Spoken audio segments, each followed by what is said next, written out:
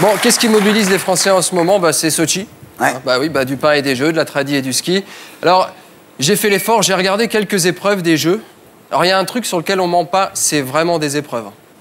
Je veux dire, non, mais déjà, regarder un truc comme le combiné ski de fond, le slalom, c'est pas facile. Mais en plus, se taper l'interview du vainqueur après, je suis super content, c'est le plus beau jour de ma vie, c'est trop une belle aventure. Attends, mon gars, une belle aventure, c'est de réussir à trouver un stage rémunéré. Ça, c'est une aventure. Alors forcément, les journalistes sportifs qui surenchérissent. Bon, les Jeux Olympiques, c'est quand même ce gros moment où tu aimerais savoir ce qui se passe dans la tête d'un journaliste sportif. Hein? Quand tu n'es pas assez doué pour l'action, bon, tu fais journaliste. Quand tu n'es pas assez doué pour faire journaliste, tu fais journaliste sportif. Non, mais ça va, vous avez évité de peu, mais... Maintenant, chose plus sérieuse, vous l'avez appris, Ukraine. Ouais. Après le printemps arabe, l'hiver slave. Attention, en Ukraine, le mouvement des frères orthodoxes peut arriver au pouvoir. Ouais. Non, je déconne, en Europe.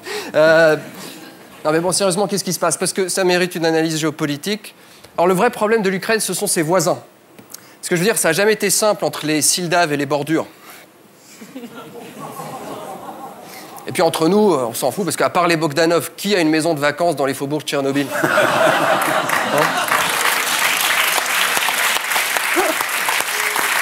Bon, en tout cas, c'est vrai, c'est une tragédie, mais je comprends que ce conflit déchaîne pas plus les passions. On peut pas s'identifier. Enfin, ce sont des gens extrêmement suspects. Ils veulent rentrer dans l'Europe. Mais là, il y a des morts, et c'est vrai que c'est pas tout. Il y a pire. L'opposition souffre de quelque chose de beaucoup plus grave. Elle a reçu le soutien de BHL. Ah oui, quand BHL s'en mêle, on dirait un film de Blake Edwards. BHL, c'est l'inspecteur Clouseau des relations internationales. Sauf que Clouseau, en foutant le bordel, il arrivait quand même à faire dégager le méchant. C'est un peu la seule. Enfin bon, c'est la partie triste. Amour, parce qu'il faut aussi être un peu heureux, n'est-ce pas? Giroud, le footballeur qui s'est fait choper avec une escort girl. Enfin, est-ce qu'on peut parler de tromperie? Enfin, une escort girl et un footballeur, c'est pas de l'infidélité, c'est du babysitting.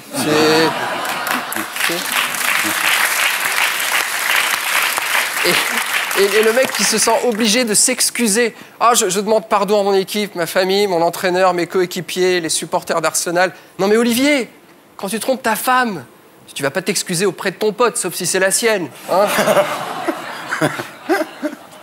Type qui en rajoute une couche sur Twitter, je dois me battre pour ma famille, mon club, rien d'autre ne compte désormais.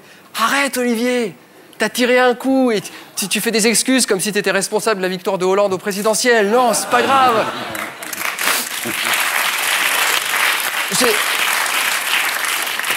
Je vais te dire, Olivier, regarde-moi dans les yeux. Il faut que tu arrêtes de croire qu'une femme va te quitter parce que tu la trompes. Olive, si elle t'aime, elle peut même gérer les réserves de l'hôtel pour tes prochains 5 à 7. Enfin, si elle t'aime, elle veut ton bonheur, réfléchis. Tu crois pas que c'est plutôt à elle de s'excuser de sa possessivité maladive? Tu es maltraité, Olivier, mais tu ne t'en rends pas compte. Elle devrait être super rassurée, elle devrait se dire « Il me trompe avec une femme, ouf !»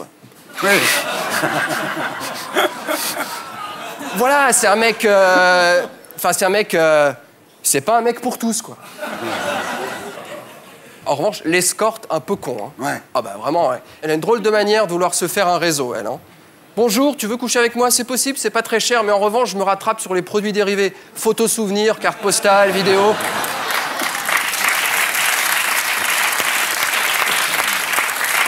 Moi, un mec comme ça, il me change des autres sportifs, là, franchement, tu sais, le type, là, on a parlé de lui, c'est Lavillenie qui établit un nouveau record, soit à la perche, excusez, sport de blaireau, quoi, enfin, franchement.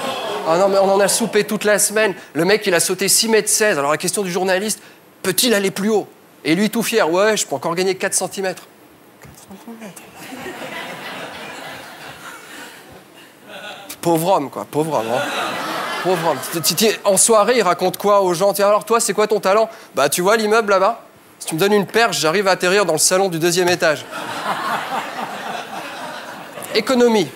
Montebourg strikes back. Alors, c'est un peu, tu sais, le Chuck Norris fait de l'économie. Hein, c'est l'homme qui peut rallumer les fours de Florange avec une cigarette électronique. Alors, l'État vient de racheter une part dans Peugeot. Alors, il est super content. Il a déclaré « Je suis fier d'annoncer aux contribuables que désormais, ils sont aussi propriétaires de Peugeot. » Arnaud, moi, j'en ai pas envie, en fait. Hein. Tu m'aurais dit Ferrari, Apple, peut-être, mais là...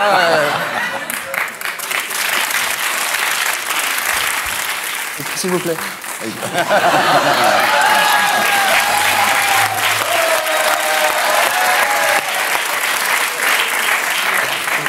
On dit que c'est bon.